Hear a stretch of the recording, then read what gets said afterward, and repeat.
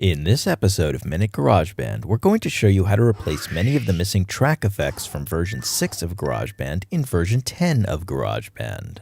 In our previous episode, we showed you how you could get different sets of effects in GarageBand, like a compressor, limiter, EQ, and reverb, and even supplied a free app to help you find which preset offered those sets of effects, but we couldn't get every effect we wanted at the same time. For instance, if you needed a gate, using our effect finder, we can see that we have a choice of only 4 presets, each of which restricts us to only a compressor, EQ, and reverb type effects in addition to the gate. Now we're going to show you how to get most of these effects running at the same time using audio unit plugins.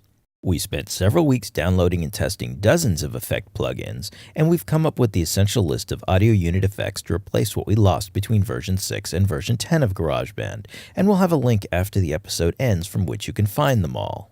If you haven't watched the episode on installing and enabling AU plugins, it would be a good idea to view it before continuing.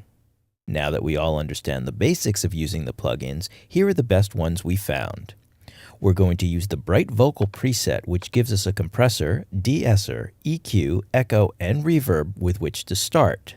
In addition to the preset's effects, we might want to add a simple noise gate, which we got from Air Windows.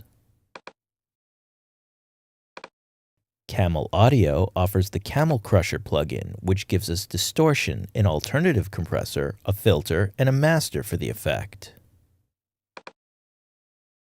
Blue Cat Audio offers us Chorus, Flanger, Audio Analyzer, 2 gain utilities, a phaser, and 2 types of EQ.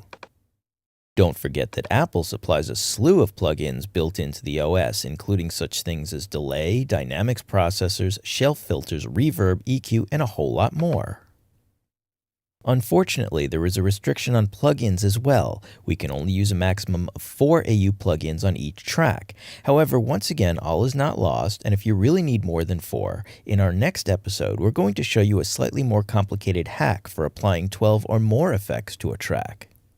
If you find any 64-bit plugins that work well in GarageBand version 10, let us know in the comments so we can all share what's available.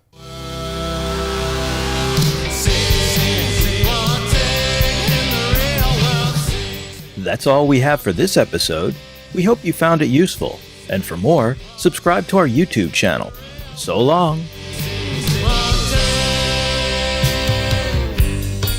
Idaho, but Alaska.